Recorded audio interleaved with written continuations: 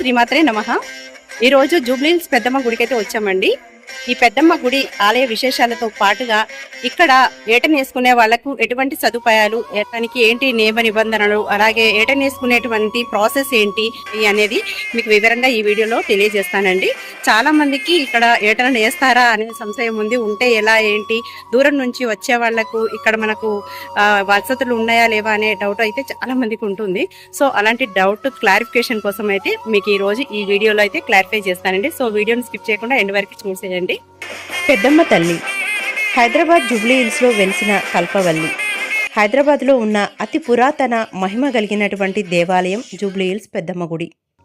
7 ఎకరాలలో విస్తరించి ఉన్నటువంటి ఈ ఆలయంలో 7 అంతస్తుల రాచగోపురం, 5 అంతస్తుల గర్భగుడితో మొక్కితే కరుణిస్తూ, కోరితే వరమిస్తూ, ప్రదక్షిణ చేస్తే తోడు నీడగా నిలుస్తూ ఉండేటువంటి అమ్మ జూబ్లీహిల్స్ పెద్దమ్మ తల్లి.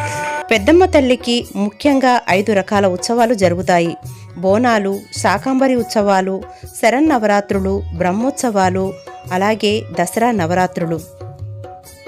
ఈ ఆలయ స్థల పురాణం గురించి చిన్నగా తెలుసుకుందాం. మహిషాసురుడు అనే రాక్షసుడు వరగర్వంతో ముల్లోకాలను, ఇంద్రాది దేవతలను పీడించేవాడు. చివరికి అతన్ని త్రిమూర్తులు కూడా ఏమి చేయలేకపోయారు. అందరూ అమ్మవారిని శరణు కోరగా శక్తి స్వరూపినిగా మహిషాసుర మర్దినిగా మారి రాక్షస సంహారం చేసింది. ఈ సుదీర్ఘ యుద్ధంలో అలసిపోయినటువంటి మహాశక్తికి విశ్రాంతి కావలసి వచ్చి అడవుల్లో, కొండ గుట్టల్లో కొన్ని రోజులు సేద తీరింది. ఆ ప్రాంతమే ఈ జూబ్లీహిల్స్. ఈ అమ్మవారిని ఆదిమ తెగల గిరిజనులు తమ కులదైవంగా మొదటగా ఆరాధించేవారు. క్రమంగా ప్రతి ఒక్కరు కూడా అమ్మవారిని కొలుస్తున్నారు. రాత్రిళ్ళు ఇక్కడ అమ్మవారి కాలి అందియల సౌండ్లు వస్తాయంట. అమ్మవారు భక్తుల కలలో కనిపించి తనకు ఒక ఆలయాన్ని నిర్మించాలని కోరారంట. అలా చిన్న ఆలయాన్ని నిర్మించారు. కాలక్రమంలో 1993లో పీజే జనార్దన్ రెడ్డి గారు అమ్మవారి మీద అచంచల భక్తి విశ్వాసాలతో హంపి విరూపాక్ష పీఠాధిపతులతోటి నూతన విగ్రహ ప్రతిష్టాపన చేసి కుంభాభిషేకం కూడా చేపించారు. అది కూడా రథసప్తమి రోజున. అందుకే ప్రతి రథసప్తమి రోజున అమ్మవారికి రథం లాగుతారు జనాలందరూ కలిసి భక్తుల సమూహంతో. ఇదండి అమ్మవారి ఆలయ విశేషాలు. ఇక మనం ప్రజెంట్ ఆలయం విశేషాలకు వద్దాము. మనం ఎంట్రెన్స్ నుండి వస్తుంటే అమ్మవారి గుడి పక్కన రైట్ సైడ్ లో చెప్పుల స్టాండ్ ఉంటుందండి. చెప్పులు ఎక్కడ వదలనివ్వరు, అక్కడ మాత్రమే వదలాలి. ఒక ఫ్యామిలీ లాగా వస్తే ఒక బ్యాగ్ ఇస్తారు, ఆ బ్యాగ్ లో వేయాలి. 10 రూపాయలు అంటున్నారు, డిమాండ్ ని బట్టి తీసుకుంటున్నారు.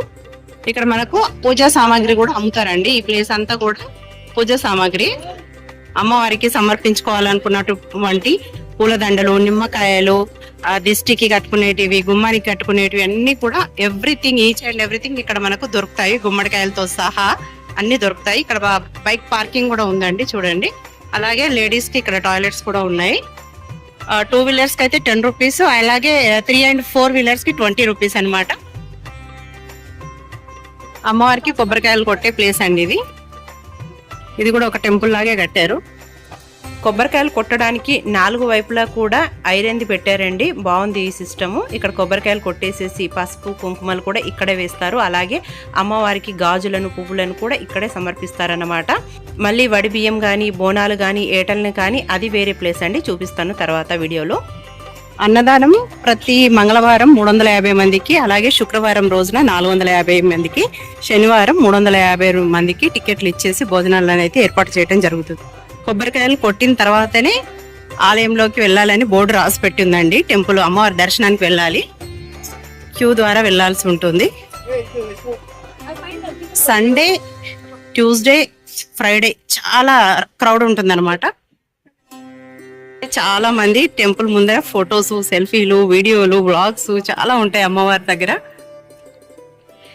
టెంపుల్ ముందర, అలాగే టెంపుల్ షాపింగ్స్ దగ్గర, బయట మధ్యలో కూడా అమ్మవారి యొక్క క్యాలెండర్స్ కానీ, ఫొటోస్ కానీ అన్నీ దొరుకుతాయండి, కొనుక్కోవచ్చు కావాలనుకునేవారు. చూడండి అమ్మవారి ఆలయ ప్రాంగణం అంతా ఎంత అందంగా కనిపిస్తుందో. మనం టెంపుల్లోకి అడుగు పెట్టగానే ఒక ప్రత్యేకమైనటువంటి స్పాట్ కనిపిస్తుందండి. ఆ స్పాట్ విశేషత ఏంటో అనేది తెలియజేస్తాను. ముందు చూడండి, ముందుగా పెద్ద ధ్వజస్తంభం, అలాగే దీపాలు అలంకరించుకోవడానికి ఒక స్టాండ్, టెంపుల్ లోపల రైట్ సైడ్ లో మనం తీసుకొచ్చినటువంటి బోనాన్ని ఇక్కడ చెల్లించాల్సి ఉంటుందండి. రాసి పెట్టి ఉంటుంది బోర్డు చూడండి. మళ్ళీ వడిబియ్యం కూడా వేరే చోట అండి, గుర్తుపెట్టుకోండి. ఇక్కడ బోనాలు మాత్రమే. పెద్దమ్మ స్పెషల్ స్పాట్ గురించి ఇప్పుడు తెలియజేస్తానండి. ఇదంతా కూడా ఈ ప్రాంగణంలో ప్రతి ఒక్కరు రూపాయి కాయిన్ గానీ 2 రూపీస్ గానీ ఏదైనా కాయిన్ ని వాళ్ళు మనసులో ఒక కోరికను కోరుకొని ఆ కోరిక తీరుతుందా లేదా అనేది ఈ ధ్వజస్తంభం దగ్గర నించోబెడతారు. అది సైడ్ కి ఇలా స్టాండ్ అవుతుంది అనమాట. అప్పుడు వాళ్ళ కోరిక నెరవేరుతుందని అర్థం. ఇక్కడ చాలా మంది పెద్దవాళ్ళు, చిన్నవాళ్ళు ఎవరైనా కూడా ఇలా నించోబెట్టడానికి ప్రయత్నం చేస్తారు. ప్రతి ఒక్కరు కూడా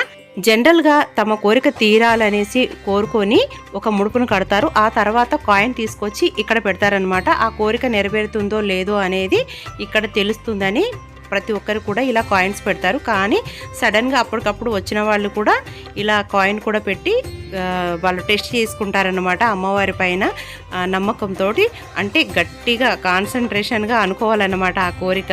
అప్పుడే అమ్మవారు వాళ్ళ కోరికను నెరవేరుస్తుంది. గుర్తుంచుకోండి, అవి కూడా న్యాయబద్ధంగా ఉండాలి.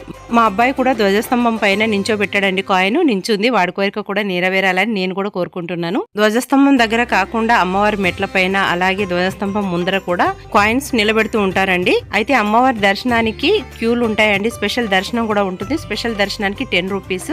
అంటే స్పెషల్ డేస్ లోనే అయితేనే, మామూలు టైంలో అయితే వెళ్ళొచ్చు. పెద్దమ్మ తల్లిని దర్శనం చేసుకోండి. జై పెద్దమ్మ తల్లి. బియ్యం ఇక్కడ చెల్లిస్తారండి. చెల్లించిన వాళ్ళకు మళ్ళీ తిరిగి కొన్ని బియ్యాన్ని ఇక్కడ ఇస్తారు గుళ్ళో. ఈ వడిబియ్యంకు టికెట్ ఉంటుందండి. ఈ వడిబియ్యము మనం వాళ్ళకి సమర్పించేటప్పుడు మన గోత్రనామాలు చెప్పాల్సి ఉంటుంది. వారు మన గోత్రనామాలు చదివేసి మనకు కొన్ని తిరిగి 3 గాని 5 గాని గుప్పిళ్ళ బియ్యాన్ని అయితే రిటర్న్ గా ఇస్తారు. అలాగే ప్రసాదంగా కూడా మనకు పండ్లు, పూలు, గాజులను ఇస్తారండి. అదే విధంగా మాకు కూడా పూల దండలను అయితే ఇచ్చారు.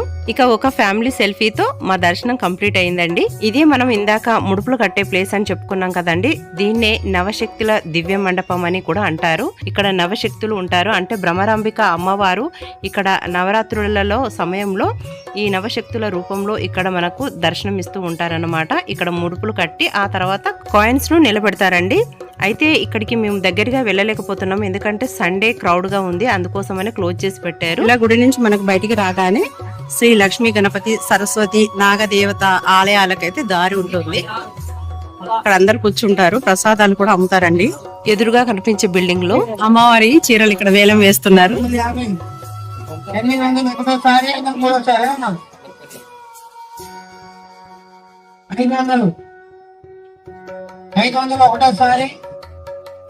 ఇక్కడ పైకి వెళ్తే మనకు శ్రీ లక్ష్మీ గణపతి, సరస్వతి ఆలయాలు దర్శనం ఇస్తాయండి. అలాగే మనం ఇటు సైడ్ వెళ్ళినట్లయితే నాగదేవత మండపం అయితే కనిపిస్తుంది. నాగదేవత ఆలయం అండి. ఈ టెంపుల్లో అమ్మవారు స్వయంభూగా ఉంటారు. ఉదయం 8 గంటల నుంచి మధ్యాహ్నం 1 గంట వరకు మాత్రమే లోపలికి అయితే అలో చేస్తారండి. ఇక్కడ నాగదేవత పరిహారాలు, అలాగే సంతానం లేని వారికి సంతానం, కళ్యాణం కోసం కూడా పూజలు చేయించుకుంటూ ఉంటారు.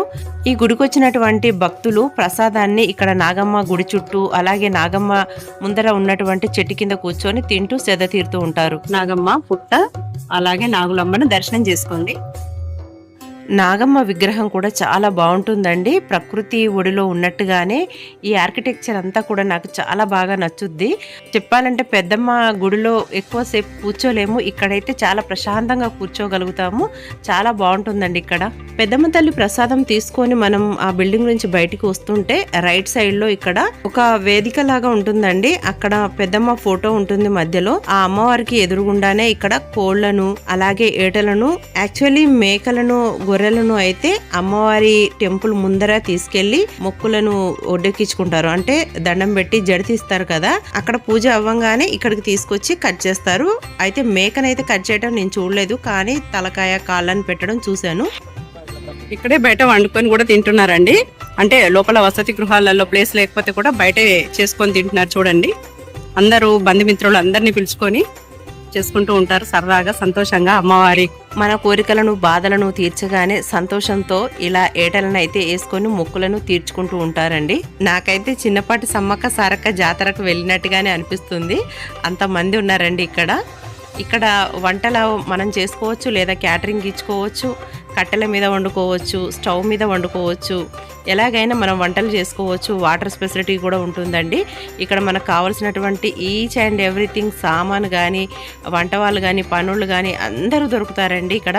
మా family friends and well wishers invite చేస్తే ఇక్కడికి వచ్చామండి. చూడండి వాళ్ళు పెట్టినటువంటి ఐటమ్స్ అన్నీ. ఇక్కడ టెంపుల్ వాళ్ళు ఇచ్చినటువంటి ప్లేస్ చిన్నదే, కానీ వచ్చేవాళ్ళు రావాలి, పోయేవాళ్ళు పోవాలన్నమాట. తింటూ ఫ్లోటింగ్ ఉండాలన్నమాట. సండే అయితే 1 month బిఫోర్ అయితే బుక్ చేసుకోవాల్సి ఉంటుందండి. ఇక్కడ మనకు టెంట్ హౌస్ సామాన్ కూడా వీళ్ళు ఇక్కడ అరేంజ్ చేస్తూ ఉంటారు. ఇప్పుడు మా వాళ్ళు తీసుకున్నది అయితే 2000 కావాల్సినటువంటి సామాన్ అంతా ఇచ్చారు. ఇక్కడ చూడండి టెంట్ హౌస్ సామాన్ అంటే వాళ్ళ డిమాండ్ని బట్టి, అకేషన్ బట్టి ఉంటుందన్నమాట. మిగతా రోజులలో కూడా మీరు బుక్ చేసుకోవచ్చు, కానీ దొరకడం కొంచెం కష్టమే. ఎంత ముందుగా వీలైతే అంత ముందుగా బుక్ చేసుకోవడం మంచిది. ఇక్కడ 2000 బుక్ చేసుకున్నప్పుడు 2000 పే చేయాల్సి ఉంటుంది. పర్ డేకి వచ్చేసి 200, బట్ 2000 బిఫోర్ అడ్వాన్స్ గా పే చేయాల్సి ఉంటుంది. 4 మార్నింగ్ ఎప్పుడైనా రావచ్చు, కానీ ఈవినింగ్ 4 లోపల మనం వెకేట్ చేయాల్సి ఉంటుంది. ఇన్ కేస్ 4 కి మనం వెకేట్ చేయకపోతే ఆ 2000 అనేది ఇవ్వరంట. సో మనం 4 కల్లా వెకేట్ చేయాల్సి ఉంటుంది. చిన్న చిన్న స్పేసెస్ మాత్రం అందరికి ఒకే అంత సేమ్ అండి, పెద్ద చిన్న అన్నది ఏమీ లేదు. మనకు డీటెయిల్స్ కావాలనుకుంటే అమ్మవారి చీరలు ఎక్కడైతే ఇస్తామో వాళ్ళని అడిగితే ఆ కౌంటర్లోనే మనకు ఫుల్ డీటెయిల్స్ అయితే వాళ్ళు చెప్తారండి, తెలుసుకోవచ్చు అక్కడ. ఇక్కడ క్యాటరింగ్ చేయడానికి కూడా వీళ్ళు రెడీగా ఉంటారండి, వడ్డించడానికి అన్ని వాళ్ళే. మొత్తం మనం ఒక మేకని ఇస్తే సరిపోతుంది, మిగతా అన్ని వాళ్ళే చేస్తారు. మనం సరుకులు అన్ని అందిస్తే వాళ్ళే వంట కూడా చేసేస్తారండి. ప్రతి ఒక్క ఈచ్ అండ్ ఎవ్రీథింగ్ కూడా వాళ్ళు అరేంజ్ చేయడానికి ఇక్కడ అన్ని రకాల ఫెసిలిటీస్ అయితే ఉన్నాయి. చూడండి ఇక్కడ వాళ్ళే వడ్డిస్తున్నారు. వీళ్ళు క్యాటరింగ్ వాళ్ళకే ఇచ్చారండి. మొత్తం మనం ఏం తెచ్చుకోవాల్సిన అవసరం లేదు. గిన్నెలు కానీ, టెంట్ హౌస్ కానీ, సామాన్ అన్ని ఇక్కడే వాళ్ళు అరేంజ్ చేస్తారు. మనం వెళ్ళేటప్పుడు క్లీనింగ్ చేయడానికి కూడా మనుషులు దొరుకుతారండి ఇక్కడ. ఇక్కడ అమ్మవారి బుక్స్, అలాగే ఫొటోస్, కంకణాలు, రక్షలు అన్ని కూడా దొరుకుతాయండి గుడి లోపల. అలాగే బయట కూడా బోల్డ్ అంటే షాపింగ్ అయితే ఉంటుంది. బయట కూడా చాలా షాపింగ్ అయితే ఉంటుందండి, మీరు బయట కూడా పర్చేజ్ చేసుకోవచ్చు. జూబ్లీ హిల్స్ చుట్టూ సినిమా రంగానికి సంబంధించినటువంటి పరిశ్రమలే ఉంటాయి కాబట్టి ఇక్కడ సినిమా యాక్టర్స్ ఎక్కువగా వస్తూ ఉంటారు సండే పూట అయితే. అంతేకాకుండా ఇక్కడ సినిమాలు ముందు ఓపెన్ చేయడానికి, ముహూర్తాలు చూసుకోవడానికి, అలాంటి వాటికి ఎక్కువగా ఈ గుడికి వస్తూ ఉంటారు. గుడిలోనికి రావడానికి, అలాగే గుడి బయటికి వెళ్ళడానికి ఒకటే ఎంట్రెన్స్ ఉంటుందండి. టెంపుల్ లోపల పార్కింగ్ చేసినప్పుడు ఏం డబ్బులు తీసుకోరండి, బయటికి వెళ్తున్నప్పుడే ఆ పార్కింగ్ ఛార్జెస్ అనేది వసూలు చేస్తూ ఉంటారు. చూసారు కదండి హైదరాబాద్ జూబ్లీ హిల్స్ పెద్దమ్మ గుడి ఆలయ విశేషాలను, అలాగే ఇక్కడ ఏటన్ వేసుకున్నప్పుడు ఎటువంటి పద్ధతులను, రిస్ట్రిక్షన్స్ ఉంటాయి అనే విషయాలను గురించి అయితే మీకు ఈ వీడియోలో ఫుల్ డీటెయిల్స్ అయితే మీకు తెలియజేశానండి. సో ఈ వీడియో కనుక నచ్చినట్లయితే లైక్ అండ్ షేర్, సబ్స్క్రైబ్. అలాగే కొత్తగా మన ఛానల్ చూస్తున్నట్లయితే సబ్స్క్రైబ్ చేసి బెల్ బటన్ ఎనేబుల్ చేయండి. అలాగే మీకు ఈ వీడియో కనుక నచ్చినట్లయితే పెద్దమ్మ తల్లికి జై అనేసి కామెంట్ సెక్షన్ లో కామెంట్ చేయండి. అంతవరకు మరో మంచి యూస్ఫుల్ వీడియోతో మళ్ళీ కలుద్దాం. అంతవరకు అందరూ బాగుండాలి, అందులో మనం ఉండాలి. సర్వే జన సుఖినో భవంతు. జై పెద్దమ్మ తల్లి. స్వస్తి.